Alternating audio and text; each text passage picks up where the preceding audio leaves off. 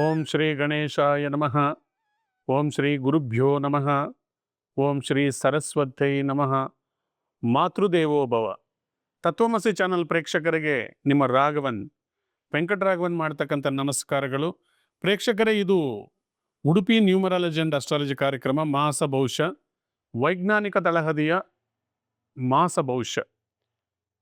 ಈಗ ಹೊಸ ವರ್ಷದ 2026 ಮೊದಲನೆಯ ಮಂತ್ ಜನವರಿಯಲ್ಲಿ ಗ್ರಹಗಳ ಫಲಾಫಲ ಯಾವ ಥರ ಇದೆ, ಗ್ರಹಗಳು ಯಾವ ರಾಶಿಯಲ್ಲಿದೆ, ಗ್ರಹಗಳು ಯಾವ ರಾಶಿಗೆ ಯಾವ ಥರ ಫಲ ಕೊಡ್ತಾ ಇದ್ದೀವಿ ಅಂತಕ್ಕಂಥ ವಿಚಾರವನ್ನು ನಾವು ಮಾತಾಡ್ತಾ ಇದ್ದೀವಿ.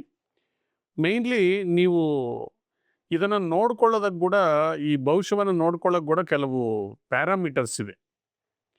ಲಗ್ನದಿಂದ ನೋಡ್ಕೊಂಡಿದ್ರೆ 100 ಭಾಗ ಫಲ, ರಾಶಿಯಿಂದ ನೋಡ್ಕೊಂಡಿದ್ರೆ 50% ಫಲ, ನಾಮ ನಕ್ಷತ್ರದಿಂದ ಕೆಲವರಿಗೆ ಯಾವ ರಾಶಿ ಅಂತ ಗೊತ್ತಿರೋದಿಲ್ಲ, ಅವ್ರ ಹೆಸರು ಪ್ರಕಾರ ಒಂದು ರಾಶಿ ಅಂತ ನೋಡ್ಕೊಳ್ತಾ ಇರ್ತಾರೆ. ಅವ್ರಿಗೆ ಬರೀ 25% ಫಲವನ್ನು ಇದು ಸೂಚಿಸುತ್ತೆ. ಮೊದಲನೇದಾಗಿ ಇದು ಗ್ರಹಗಳ ಗೋಚಾರದಲ್ಲಿರ್ತಕ್ಕಂಥ ಫಲವನ್ನು ಹೇಳ್ತಾ ಇದ್ದೀವಿ. ಯಾರಿಗೂ ಇಂಡಿವಿಜುವಲ್ ಬಗ್ಗೆ, ರಾಶಿ ಬಗ್ಗೆ ನಾವು ಅಥವಾ ಇಂಡಿವಿಜುವಲ್ ವ್ಯಕ್ತಿ ಬಗ್ಗೆ ನಾವು ಭವಿಷ್ಯವನ್ನು ಹೇಳ್ತಾ ಇಲ್ಲ. ಸಾಕಷ್ಟು ಜನರಿಗೆ ಏನಂದರೆ, ನಾವು ಒಳ್ಳೇದು ಹೇಳ್ತಾ ಇರುವಾಗ ನಮ್ಗೆ ಕೆಟ್ಟದಾಗಿದೆ ಅಂತ ಕೆಲವರು ಹೇಳ್ತಾ ಇರ್ತಾರೆ. ನಾವು ಈ ರಾಶಿಗೆ ಅಷ್ಟು ಚೆನ್ನಾಗಿಲ್ಲ ಅನ್ನುವಾಗ ಕೆಲವರು ನಮ್ಗೆ ಚೆನ್ನಾಗಿದೆ ಅಂತ ಹೇಳ್ತಾ ಇರ್ತಾರೆ. ಅಂದರೆ ಇದು ವೈಯಕ್ತಿಕವಾಗಿ ನಿಮ್ಮ ಜಾತಕದಲ್ಲಿ ಗ್ರಹಗಳು, ದಶಾಭುಕ್ತಿಗಳು, ಜಾತಕದಲ್ಲಿರ್ತಕ್ಕಂಥ ದೋಷಗಳು, ಇಂಥದ್ದೆಲ್ಲ ಕೂಡ ನೀವು ಹತ್ರದಲ್ಲಿರ್ತಕ್ಕಂಥ ಒಬ್ಬ ಅಸ್ಟ್ರಾಲಜರ್ ಹತ್ರ ತಿಳ್ಕೊಂಡು ಇದನ್ನು ತುಲನೆ ಮಾಡ್ಕೊಳ್ಳಿ, ನಿಮಗೆ ಕರೆಕ್ಟ್ ರಿಸಲ್ಟ್ಸ್ ಬರುತ್ತೆ. ಎನಿವೆ, ಈ ತಿಂಗಳಲ್ಲಿ, ಜನವರಿ ತಿಂಗಳಲ್ಲಿ ಗ್ರಹಗಳೆಲ್ಲೆಲ್ಲಿದೆ ನೋಡ್ಕೊಂಡು ಬರೋಣ ಬನ್ನಿ ಕ್ವಿಕ್ ಆಗಿ. ಮೊದಲನೇದಾಗಿ ಗುರು ಭಗವಾನರು ಈಗ ಮಿಥುನ ರಾಶಿಯಲ್ಲಿ ಸ್ಥಿತರಾಗಿದ್ದಾರೆ. ಶನಿ ಭಗವಾನರು ಮೀನರಾಶಿಯಲ್ಲಿದ್ದರೆ, ರಾಹು ಭಗವಾನರು ಕುಂಭ, ಸಿಂಹರಾಶಿಯಲ್ಲಿ ಕೇತು ಭಗವಾನರು.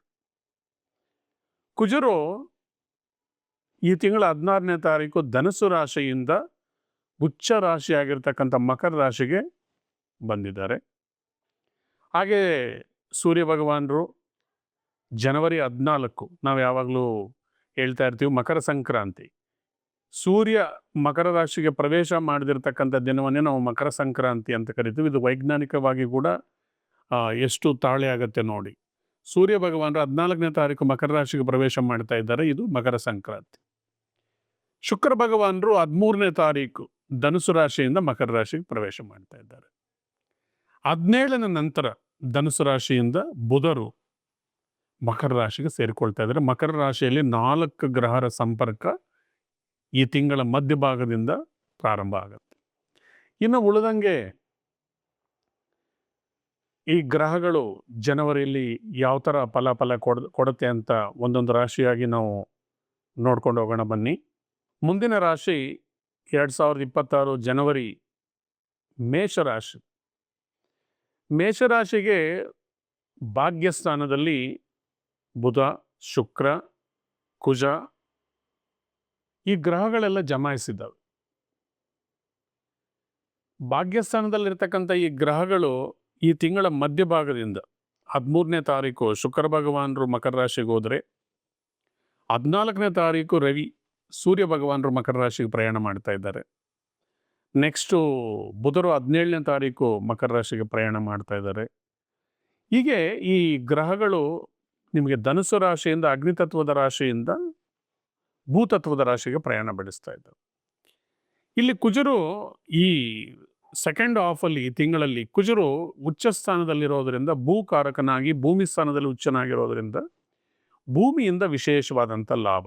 ಯಾರಾದರೂ ತಗೊಳ್ತಕ್ಕಂಥವ್ರು ಅಥವಾ ಸೇಲ್ ಮಾಡ್ತಕ್ಕಂಥವ್ರಿಗೆ, ಇನ್ವೆಸ್ಟ್ಮೆಂಟ್ ಮಾಡ್ಕೊಳ್ಳೋರಿಗೆ ಭೂಮಿ ಮೇಲೆ, ಅಥವಾ ವ್ಯವಸಾಯ ಮಾಡೋರು ಬಿತ್ತನೆ ಮಾಡೋದಕ್ಕೋ ಅಥವಾ ಮತ್ತೊಂದಕ್ಕೋ, ಏನೋ ನೀವು ವ್ಯವಸಾಯಕ್ಕೆ ಸಂಬಂಧಿಸಿರ್ತಕ್ಕಂಥ ಕಾರ್ಯಕ್ರಮಗಳನ್ನ ಮಾಡ್ತಕ್ಕಂಥವ್ರು, ಭೂಮಿ ಪೂಜೆ ಮಾಡ್ಕೊಳ್ತಕ್ಕಂಥವ್ರು ಮನೆ ಕಟ್ಟಲಿಕ್ಕೆ. ಯಾಕಂದರೆ ಶುಕ್ರ ಭಗವಾನರು ಕೂಡ 13ನೇ ತಾರೀಕು ಮಕರ ರಾಶಿಗೆ ಬರ್ತಾ ಇದ್ದಾರೆ. ಶುಕ್ರ ಭಗವಾನರು ಗೃಹಕಾರಕರು, ಕುಜರು ಭೂಮಿಕಾರಕರು. ಸೊ ಭೂಮಿ ತಗೊಂಡು ನೀವು ಮನೆ ಕಟ್ಕೊಳ್ಳೋದಕ್ಕೆ ಸಹಾಯ ಆಗುತ್ತೆ. ಶುಕ್ರರು ಭಾಗ್ಯಸ್ಥಾನದಲ್ಲಿದ್ದಾರಂದರೆ, ಭಾಗ್ಯಸ್ಥಾನದಿಂದ ಕರ್ಮಸ್ಥಾನಕ್ಕೆ ಕೂಡ ಹೋಗ್ತಾ ಇದ್ದಾರೆ.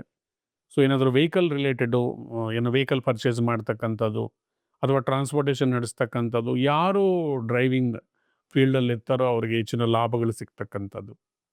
ನೆಕ್ಸ್ಟ್ ಸೂರ್ಯ ಭಗವಾನರು ಮಕರ ರಾಶಿಗೆ ಬರ್ತಾ ಇದ್ದಾರೆ. ಮಕರ ರಾಶಿ ಸೂರ್ಯ ಭಗವಾನರಿಗೆ ಶತ್ರು ರಾಶಿ ಆಗಿರೋದ್ರಿಂದ ರಾಜಕೀಯದಲ್ಲಿ ಸ್ವಲ್ಪ ಅಸ್ಥಿರತೆ, ಕೆಲವರಿಗೆ ಲಾಭ ಆಗೋದು, ಕೆಲವರಿಗೆ ನಷ್ಟ ಆಗೋದು, ಈ ಥರ ಆಗ್ತಾ ಇರುತ್ತೆ. ಹೀಗೆ ಮಿಕ್ಸಡ್ ರಿಸಲ್ಟ್ಸು ಇದೆ ನಿಮಗೆ. ಓವರಾಲ್ ಆಗಿ ನಿಮಗೆ 4 ಗ್ರಹ ಫೇವರಬಲ್ ಆಗಿದೆ. ಶನಿ ಭಗವಾನರು 12ನೇ ಮನೆಯಲ್ಲಿರೋದ್ರಿಂದ ನಿಮ್ಗೆ ಗೊತ್ತಿರೋದಾಗಿ 7 ಶನಿ ಕಟ ನಡೀತಾ ಇದೆ. ನಿರಂತರವಾಗಿ ಶನಿ ಜಪ ಮಾಡ್ತಾ ಇರಿ. ಶನಿದೇವರಿಗೆ ತೈಲಾಭಿಷೇಕ ಮಾಡಿಸ್ತಕ್ಕಂಥದ್ದು, ಹನುಮಾನ್ ಚಾಲೀಸ ಓದ್ಕೊಳ್ಳೋದು, ಕಾಳಭೈರವರ ಆರಾಧನೆ ಮಾಡೋದು, ಇದೆಲ್ಲ ಕೂಡ ಸರಳ ಉಪಾಯಗಳು. ಮತ್ತು ಲಾಭಸ್ಥಾನದಲ್ಲಿ ರಾಹು ಟೆಕ್ನಾಲಜಿಗೆ ಸಂಬಂಧಿಸಿರ್ತಕ್ಕಂಥವ್ರು, ಬುದ್ಧಿಗೆ ಸಂಬಂಧಿಸಿರ್ತಕ್ಕಂಥ ರಾಹು ಮಾಯಾಗ್ರಹ ನಿಮಗೆ ಲಾಭಸ್ಥಾನದಲ್ಲಿರೋದ್ರಿಂದ ನಿಮಗೆ ಸಡನ್ ಆಗಿ ಅವಕಾಶಗಳನ್ನು ನಿಮ್ಮ ಮುಂದೆ ತಂದು ಕೊಡ್ತಾ ಇದ್ದಾರೆ. ಅದು ಭೂಮಿ ಉದ್ಯೋಗ ರಿಲೇಟೆಡ್ಡು, ಕಾರ್ ತಗೊಳ್ಳೋದಕ್ಕೆ, ಬೈಕ್ ತಗೊಳ್ಳೋದಕ್ಕೆ ಒಳ್ಳೆ ಅವಕಾಶಗಳನ್ನು ಕೊಡ್ತಾ ಇದ್ದಾರೆ. ಈ ತಿಂಗಳಲ್ಲಿ ನೀವು ಇದನ್ನು ಸದುಪಯೋಗ ಪಡ್ಕೊಳ್ಳಿ. ಆದರೆ ಗುರು ಭಗವಾನರು 3ನೇ ಮನೆಯಲ್ಲಿರೋದ್ರಿಂದ ನೀವು ಪ್ರಯತ್ನದ ಮೇಲೆ ಪ್ರಯತ್ನ ಮಾಡಿದ್ರೇ ನಿಮ್ಗೆ ಅನುಕೂಲ ಆಗತ್ತೆ. ಪೂರ್ವಜನ್ಮದ ಪುಣ್ಯಸ್ಥಾನದಲ್ಲಿರ್ತಕ್ಕಂಥ ಕೇತು ಭಗವಾನರು 5ನೇ ಮನೆಯಲ್ಲಿ ಕೇತು ಭಗವಾನರಿದ್ದರೆ ಜ್ಞಾನ ಕೊಡ್ತಾನೆ, ಭಕ್ತಿ ಕೊಡ್ತಾನೆ. ಆದರೆ ಸ್ಪೀಡಾಗಿ ಹೋಗಿದ್ರೆ ವಿಘ್ನಗಳನ್ನು ಕೊಡ್ತಾನೆ. ಆವೇಶವನ್ನು ಕಮ್ಮಿ ಮಾಡ್ಕೋಬೇಕು. ಆಲೋಚನಾ ಪೂರ್ವಕವಾಗಿ ಎಲ್ಲ ಕೆಲಸ ಕಾರ್ಯಗಳನ್ನು ಒಂದು ಪ್ಲ್ಯಾನಿಂಗ್ ಆಗಿ ಮಾಡಬೇಕು. ಮೊದಲೇ ನೀವು ಆಕ್ಷನ್ ಓರಿಯೆಂಟೆಡ್ ರಾಶಿ ಇದು. ಸ್ವಲ್ಪ ವಿವೇಚನೆಯಿಂದ ಕೆಲಸ ಕಾರ್ಯಗಳು ಮಾಡಿ. ಕೇತುವಿಗೆ ಮುಖ್ಯವಾಗಿ ಗಣಪತಿ ಆರಾಧನೆ ಮಾಡಿ, ಸಂಕಷ್ಟರ ಚತುರ್ಥಿ ಮಾಡಿ, ಮೀನಿಗೆ ಆಹಾರ ಕೊಡ್ತಕ್ಕಂಥದ್ದು, ಇಂಥ ಸರಳ ಉಪಾಯಗಳು ಮಾಡಿಕೊಳ್ಳೋದ್ರಿಂದ ಈ ತಿಂಗಳು ನಿಮಗೆ ಒಳ್ಳೆಯ ಶುಭಗಳನ್ನು ಕೊಡುತ್ತೆ. ಈ ಕಾರ್ಯಕ್ರಮವನ್ನು ನಾವು ಮುಕ್ತಾಯ ಮಾಡೋಕ್ಕೆ ಮೊದಲು ಕೆಲವು ಟಿಪ್ಸನ್ನು ತಿಳ್ಕೊಳ್ಳೋಣ. ಪ್ರತಿ ತಿಂಗಳು ನಾವು ಒಂದು ಟಿಪ್ಸ್ ಅಂತ ಹೇಳ್ತಾ ಇದ್ದೀವಿ. ಸಾಕಷ್ಟು ಜನ ಇಂಟ್ರೆಸ್ಟ್ ಆಗಿದೆ ಸರ್, ಪ್ರತಿ ತಿಂಗಳು ಕಂಟಿನ್ಯೂ ಮಾಡಿ, ಯಾವುದಾದ್ರೂ ಒಂದು ಹೊಸ ವಿಚಾರದ ಬಗ್ಗೆ ನೀವು ಹೇಳ್ತಾ ಬಂದಿದ್ರೆ ನಮ್ಗೆ ಅನುಕೂಲ ಆಗುತ್ತೆ ಅಂತ ಸಾಕಷ್ಟು ಜನ ಫೋನ್ ಮಾಡಿ ಕೂಡ ಹೇಳ್ತಾ ಇದ್ದಾರೆ. ಈ ತಿಂಗಳಲ್ಲಿ ಉದ್ಯೋಗದ ವಿಚಾರವಾಗಿ, ಯಾಕಂದರೆ ಮನುಷ್ಯನ ಜೀವನದಲ್ಲಿ ಬಾಲ್ಯ, ಯೌವನ, ವಿದ್ಯಾಭ್ಯಾಸ, ಇದಾದ ಮೇಲೆ ಉದ್ಯೋಗ, ಮದುವೆ, ಇದೆಲ್ಲ ಸ್ಟೆಪ್ ಬೈ ಸ್ಟೆಪ್ ಇರ್ತಕ್ಕಂಥದ್ದು. ಈಗ ಮದುವೆ, ಮಕ್ಕಳು ವಿಚಾರ ಆಲ್ರೆಡಿ ನಾವು ಹೇಳಿದ್ದೀವಿ. ಉದ್ಯೋಗ ಸಾಕಷ್ಟು ಜನಕ್ಕೆ ಮುಖ್ಯವಾಗಿರ್ತಕ್ಕಂಥ ಪ್ರಶ್ನೆ ಉದ್ಯೋಗನೇ. ಉದ್ಯೋಗ ಇದ್ದರೆ ಜೀವನ ಸುಗಮವಾಗಿ ನಡೀತಾ ಇರುತ್ತೆ. ಉದ್ಯೋಗ ಇದ್ದರೆ ನಿರಂತರವಾಗಿ ದುಡ್ಡು ಬರ್ತಾ ಇರುತ್ತೆ. ಉದ್ಯೋಗಂ ನಾಸ್ತಿ ದಾರಿದ್ರ್ಯಂ ಅಂತ ಹಿರಿಯರು ಹೇಳಿದರು. ಯಾರಿಗೂ ಉದ್ಯೋಗ ಇರುತ್ತೋ, ಯಾವನಿಗೂ ಸಂಪಾದನೆ ಇರುತ್ತೋ ಅವನಿಗೆ ದರಿದ್ರ ಇರಲ್ಲ ಅಂತ. ಓವರ್ ಕಮಿಟ್ಮೆಂಟ್ ಮಾಡ್ಕೊಳ್ಳೋರಿಗೆ, ಸುಮ್ಮನೆ ಸಾಲಗಳು ಮಾಡಿಕೊಂಡು ಮಜಾ ಮಾಡೋರಿಗೆ ಇದು ಅನ್ವಯಿಸೋದಿಲ್ಲ. ಉದ್ಯೋಗ ಇಲ್ಲ ಅಥವಾ ನಾವು ಉದ್ಯೋಗ ಯಾವ ಥರ ಪಡ್ಕೋಬೇಕು ಅಂತಕ್ಕಂಥ ಕೆಲವು ಉಪಾಯಗಳನ್ನು ನಾನು ಹೇಳ್ತಾ ಬರ್ತೀನಿ. ಉದ್ಯೋಗವನ್ನು ಪಡ್ಕೋಬೇಕಂದ್ರೆ ಮುಖ್ಯವಾಗಿ ಒಂದು ಸಣ್ಣ ಟೆಕ್ನಿಕ್ ಹೇಳ್ತೀನಿ. ಒಂದು ಲೆಮನ್ ತಗೊಳ್ಳಿ, ನಿಂಬೆಹಣ್ಣು, ಅದನ್ನು 4 ಭಾಗಗಳಾಗಿ ಮಾಡಿ. ಈ 4 ಭಾಗಗಳನ್ನು ಮಾಡಿರ್ತಕ್ಕಂಥ ನಿಂಬೆಹಣ್ಣನ್ನು ಒಂದು ಪ್ಲಸ್ ಥರ ರೋಡ್ ಇರತ್ತಲ್ಲ, 4 ರೋಡ್ ಸೇರ್ತಕ್ಕಂಥ ಜಾಗದಲ್ಲಿ ನಿಂತ್ಕೊಂಡು ಎಲ್ಲ ಡೈರೆಕ್ಷನಲ್ಲೂ ಒಂದೊಂದು ಪೀಸನ್ನು ಬಿಸಾಕಿ ಮನೆಗೆ ಬನ್ನಿ. ಕಾಲು ತೊಳ್ಕೊಂಡು ಮನೆಗೆ ಎಂಟ್ರಿ ಕೊಡಿ. ಇದನ್ನು ನೀವು 7 ದಿವಸ 7 ಡೇಸ್ ಕಂಟಿನ್ಯೂಸ್ ಆಗಿ ಮಾಡಬೇಕು. ಕಂಟಿನ್ಯೂಟಿ ಇದ್ದರೆ ನಿಮಗೆ ಇದು ಫಲ ಕೊಡುತ್ತೆ. ನೀವು ಈ ನಿಂಬೆಹಣ್ಣನ್ನು ಬಿಸಾಕಿದಾಗ ಅಲ್ಲಿ ಸೂಕ್ಷ್ಮ ಶರೀರಗಳಂತ ಇರ್ತಾವೆ, 4 ರೋಡ್ ಸೇರ್ತಕ್ಕಂಥ ಜಾಗದಲ್ಲಿ, ಅವು ಗ್ರಹಿಸಿ ನಿಮಗೆ ಫಲವನ್ನು ಕೊಡ್ತವೆ. ಮತ್ತು ಉದ್ಯೋಗ ಪಡ್ಕೊಳ್ಳೋದಕ್ಕೆ ಕೆಲವು ಮಂತ್ರಗಳು ಕೂಡ ಇದ್ದಾವೆ. ಈ ಮಂತ್ರಗಳನ್ನು ನೀವು ನಿಯಮಿತವಾಗಿ ಪಠನೆ ಮಾಡೋದರಿಂದ, ಜಪ ಮಾಡೋದರಿಂದ ನಿಮಗೆ ಬೇಗ ಉದ್ಯೋಗ ಪಡ್ಕೊಳ್ಳಿಕ್ಕೆ, ಉದ್ಯೋಗ ಕಳ್ಕೊಂಡು ಉದ್ಯೋಗ ಪಡ್ಕೊಳ್ಳೋದಕ್ಕೆ, ಮತ್ತು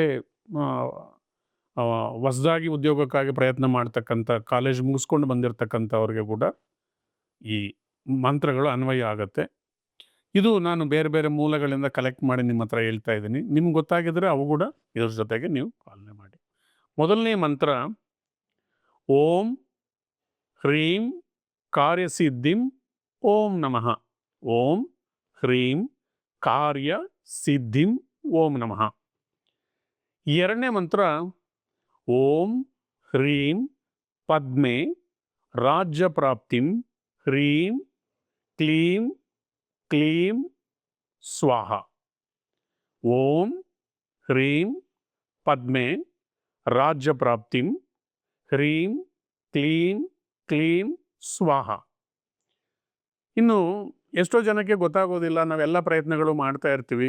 ಒಂದೊಂದು ಸರ್ತಿ ನಮಗೆ ಅಡಚಣೆಗಳು ಕೂಡ ಇರುತ್ತೆ. ದೃಷ್ಟಿ ದೋಷ ಆಗಿರ್ಬೋದು, ದಾಟ ದೋಷ ಆಗಿರ್ಬೋದು, ಕೆಲವು ತಾಂತ್ರಿಕ ತೊಂದರೆಗಳಿಂದ ಕೂಡ ಇನ್ನೇನು ಸಿಕ್ಬಿಡತ್ತೆ, ಫೈನಲ್ HR ರೌಂಡ್ ಇದೆ, ನನಗೇನು ಜಾಬ್ ಸಿಕ್ಕತ್ತೆ ಅನ್ನೋ ಸ್ಟೇಜಲ್ಲಿ ಕೂಡ ಸಿಗದೆ ಇರತಕ್ಕಂಥ ಚಾನ್ಸಸ್ ಇರುತ್ತೆ. ಈ ಥರ ಏನಾದರೂ ಅಡ್ಡಿ ಆತಂಕ ಇದ್ದರೆ ಒಂದು ಮಂತ್ರವನ್ನು ನಾನು ಹೇಳ್ತಾ ಇದ್ದೀನಿ. ಇದು ತಂತ್ರಬಾಧೆ, ಒಂದು ಮಾಂತ್ರಿಕ ದೋಷ ಅಥವಾ ಏನಾದರೂ ದೃಷ್ಟಿದೋಷ ಇರೋದಕ್ಕೆ ಉಪಯೋಗ ಆಗ್ತಕ್ಕಂಥ ಮಂತ್ರ. ಓಂ ಐಂ ಹ್ರೀಂ ತಂತ್ರ ನಿವಾರಣಾಯ ಫಟ್. ಓಂ ಐಂ ಹ್ರೀಂ ತಂತ್ರ ನಿವಾರಣಾಯ ಫಟ್. ಈ ಮಂತ್ರಗಳನ್ನು ನೀವು 108 ಹೇಳ್ಕೋಬೋದು. ಅಥವಾ ನಿಮಗೆ ಕೌಂಟ್ ಮಾಡೋದಕ್ಕೆ ಸಾಧನಗಳಿಲ್ಲ ಅಂತ ಹೇಳಿದರೆ ನೀವು ಒಂದು ಅಲಾರ್ಮ್ ಇಟ್ಕೊಂಡು ಒಂದು 5ರಿಂದ 10 ನಿಮಿಷ ಅಲಾರ್ಮ್ ಇಟ್ಕೊಂಡು ಈ ಮಂತ್ರಗಳನ್ನು ನಿಯಮಿತವಾಗಿ ನೀವು ಪಠನೆ ಮಾಡೋದ್ರಿಂದ ನಿಮಗೆ ಉದ್ಯೋಗ ಭಾಗ್ಯ ಸಿಕ್ಕಿ ಒಳ್ಳೆ ಕಂಪನಿಯಲ್ಲಿ ಕೆಲಸಕ್ಕೆ ಕೂಡ ಅವಕಾಶಗಳು ಸಿಕ್ಕೋದಕ್ಕೆ ಸಾಧ್ಯ ಆಗುತ್ತೆ. ಉದ್ಯೋಗಕ್ಕಾಗಿ ಪ್ರಯತ್ನ ಮಾಡ್ತಾ ಇರ್ತಕ್ಕಂಥವ್ರಿಗೆ ಭಾಗ್ಯ ಸೂಕ್ತವನ್ನು ದಿನಕ್ಕೆ 11 ಬಾರಿ ಓದೋದ್ರಿಂದ ಕೂಡ ನಿಮಗೆ ಒಳ್ಳೆ ಉದ್ಯೋಗ ಸಿಕ್ಕತ್ತೆ.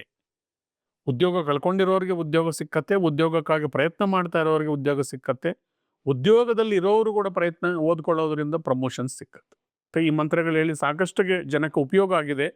ಈ ಉಪಯೋಗವನ್ನು ನೀವು ಪಡ್ಕೊಳ್ಳಿ.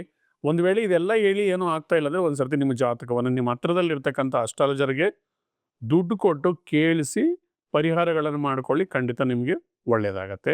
ನಮಸ್ಕಾರ, ಧನ್ಯವಾದಗಳು. Thank you very much. Thank you.